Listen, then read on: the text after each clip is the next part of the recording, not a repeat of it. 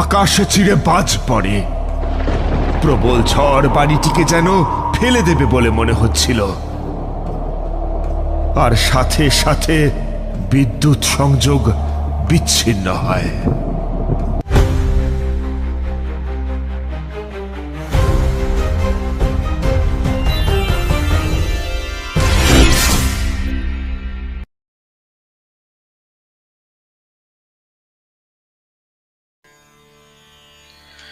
এখন থেকেই যা প্যাচ প্যাচে গরম পড়েছে, উফ, শরীর সবসময় আনচান করছে।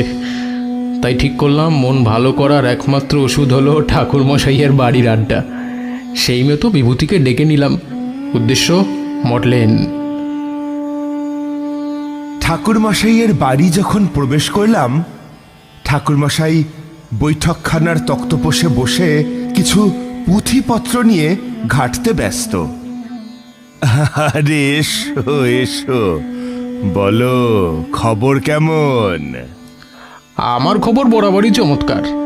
আর খবর, অফিসের কর্মব্যস্ততা আর ওই সামান্য মাইনে, সংসার চালাতে হিমশিম খাচ্ছি।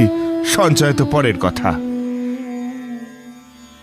সঞ্চয়, হ্যাঁ ঠিক বলেছ। এই সঞ্চয়ের জন্যই কত কি ঘটে যাচ্ছে চারিধারে। মানুষে মানুষে বিভেদ, খুন, হিংসা।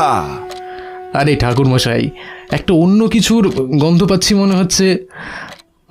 আপনার কথার মাধ্যমে কি ব্যাপার বলুন তো? এই একটা পুঁথি ঘাঁটতে ঘাঁটতে একটা পুরনো চিঠি হাতে এলো। সেটা দেখা থেকেই আমার পুরনো এক অভিজ্ঞতার কথা মাথায় ঘুরপাক খাচ্ছে। সেটা কেমন?